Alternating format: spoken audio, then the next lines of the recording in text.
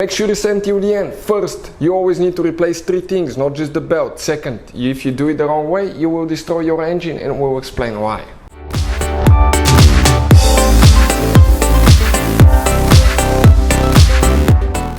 Hey guys, welcome back to Auto Repair guys. Thank you guys for watching and subscribing to the channel. Today will be super helpful video to any of you guys having a Mercedes guys, C250 C180 C200 Slk200 Slk250 E200 E250. If you guys want to see how to remove, replace serpentine belts, stay with us. We'll explain that in this video today guys. It will work on multiple Mercedes because that same engine has been used in them. If you do it the wrong way guys, practically the belt can destroy your engine, coolant system, wires, front crankshaft seal. So make sure to stand till the end and we'll explain what 3 components you should always replace when replacing the belt.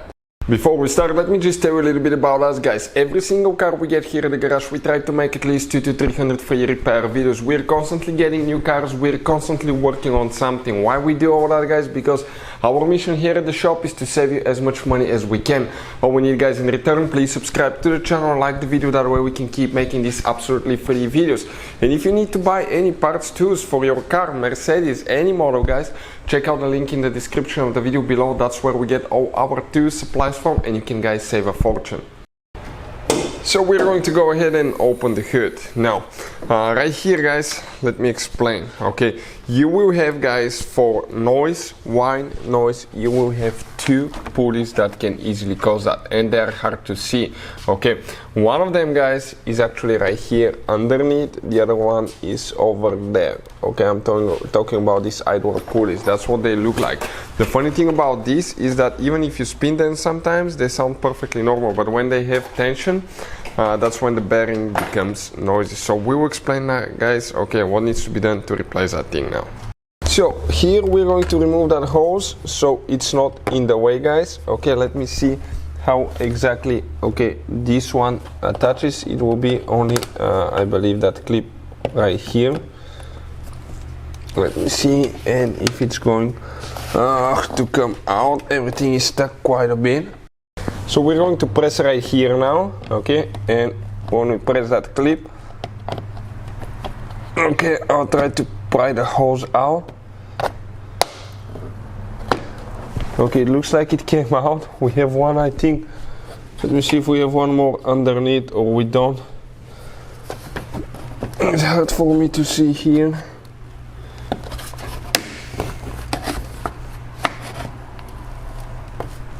Okay, it looks like it's about to come out guys.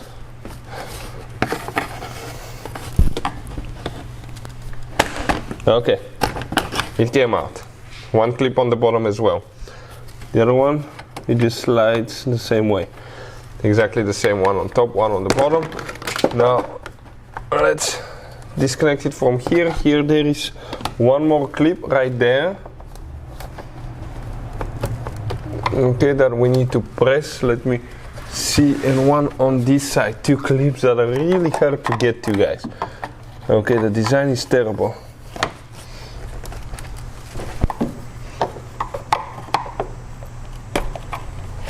Okay, and it came out just like that. Next we're going to remove the upper engine cover. We just pull that thing out, get it out of the way. Now I'm going to place these things here and let's explain where everything is located now. So in order to remove the belt, we're going to get a Torx 60. This is a T60 guys. Start looking bit. Once we remove the tensioner, we'll explain where exactly guys it's located, but it's on the bottom underneath the belt right there. Very inconvenient place. So we're going to go ahead, okay, and get it in now. And okay, once we get it in, we need to come more this way, okay, because we need to push to the left facing the vehicle. So let's go ahead, do that. We'll release the pressure. Careful not to get your fingers there. Now the belt guys, okay, we're going to have a special video about the diagram, okay, of the belt and how to install it as well. So let's go ahead and remove it now. Okay, perfect, and now we can let go. Okay, and we have the hose here. Perfect, just be careful. Now we can go ahead actually and remove the belt. So we're going to go ahead and remove the belt now. from everywhere. We have a special video that explains how often you should be replacing your belt as well, guys. Because we just broke a belt recently on a BMW, and we made a video that explains how often you need to change your Serpentine belt, because especially this one is quite long, okay, so it will have more tension on it. And this is the original belt. Car has 64,000 miles. I want to show you, if I can find it. You can see Mercedes-Benz original belt right here. So this is it, guys. Okay, right here, this is the engine that has been used in multiple Mercedes vehicles. Now, we guys have the old belt right here that was about to fail at 65,000 miles. I'm not kidding, the car has only 65,000 miles. The belt started cracking. Okay, I want to show you, if I open the door, it should show the mileage, right? Yep, 65 original miles, guys, on our vehicle. We don't drive it so much because it's our second vehicle, but that belt started cracking. We have a special video that explains how often to replace the Serpentine belt on Mercedes. Check out the video, it will teach you all about that, guys. So we're going to go ahead, okay, and start installing it. We'll go to the crankshaft pulley first. Okay, we want to go to the crankshaft pulley now. Let's go ahead, do that. And once we have it installed, I'm going to explain all that. Make sure you disconnect the car battery, because the fan is here and it can turn on anytime. If that fan turns on, it can cut your hands and fingers off. And on these new cars, it's very important which battery terminal, guys. Okay, mistake here, because we probably should have gone from the top of the hose right here, or we need to get the whole belt around. We can do that too, but we need to go through it. But if you disconnect the wrong battery terminal or connect the wrong battery terminal, that can lead, guys, to damaging computers, modules. How we know about that? We guys actually damaged the airbag module on a Mercedes. That cost us $2,000 back in the day. That was a long time ago, but we have a special video that explains which battery terminal to disconnect, so check it out. Now we're going to go right here from the crankshaft pulley. We're going to go to the AC compressor, okay. That's what we're doing now. From there to the water pump, okay, that's perfect. So we're making sure that it's aligning in all the grooves as well. Here, okay, here we're going to go, guys, okay, from the tensioner now. Okay, let me show you. From the water pump, it will go up to the idler pulley. Okay, here it needs to go. There is an idler pulley on top. Okay, it goes. Okay, let me see if we have that idler pulley here now. Okay, perfect. You can see just like that. Now here we're not aligning. Great. Now we're going to pull that away. Okay, give me a second. So let us show you what we have here now, guys. We start from the crankshaft pulley right there. It goes from there to the AC compressor, comes to the power steering pump, from there to the idler pulley, guys. From there it goes up on the other idler pulley here. From there it will go down to the alternator, come through the water pump, all the way back to the tensioner, okay? All the way back to the tensioner and comes through the thing. The last thing that we will install now will be the alternator, okay? So we're going to get the Torx 60 here. No, not there, it's towards the back. Okay, right there, yep. That's where the thing is, perfect. Now, we're going to need an extension probably, because we'll need to, that will not be enough room for us to work here to do that. So we'll need to get an extension so that ratchet can come on this side and we can actually twist it more and give us more leverage to release more the tensioner as well, because that tensioner we're going to go, okay, counterclockwise. Okay, let's see now if we can set it there. Okay, right there. We need to turn a little bit.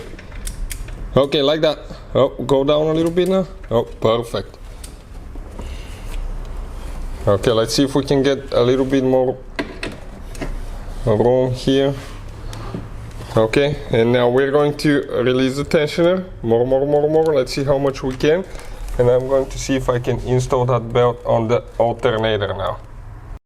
So we gotta make sure that the wrench goes under the belt. Okay, let me focus there quick. Can we move our hands out of the way? Perfect, just like that, because when the tensioner releases, okay, I believe, let's go ahead and release it now. You will see how it moves. Okay, perfect. And now I'm just going to go ahead, okay, and install it, okay, on the alternator. It's getting in. Perfect, I got it in, guys. Okay, it's in on the alternator. Now we need to make sure that everything's aligning correctly. All the grooves on power steering, AC compressor, crankshaft pulley, idler pulley on top, which is you can see through that hole right there. And we removed it, and you can see it's installed. We will, guys, recommend, if you don't install it correctly, that belt can start falling apart. It can break intake hoses, it can break coolant hoses, you can overheat the car. Belt can snap, overheat the engine, destroy it completely. You can break front crankshaft seal. Yeah, I showed that pulley already. Perfect. So we'll go ahead, guys, okay, and fire it up just for 1 second, okay, to see. Stay far away from the belt, so if it snaps or comes off or something, it's not going to slap you in the face. And we're going to go ahead, just start it for a second and make sure that everything's right. So let's go ahead, okay, and do that now. 1 second only. Perfect, we're almost there. All right, perfect. So you can see the belt doesn't fall off, everything's aligning. Again, check all the pulleys and all that stuff as well. So that's how you guys install Serpentine belt. That's the Serpentine belt diagram on Mercedes with that engine. Multiple models will be with that engine, from crankshaft pulley, AC compressor. This goes to the power steering. From there it goes to the idler pulley right there. Tensioner pulley, idler pulley on top. Comes down to the alternator, water pump. Comes to the tensioner and goes back to the crankshaft pulley, guys. So hopefully the video will be helpful to any of you needing help with that. Thank you for watching and see you next time.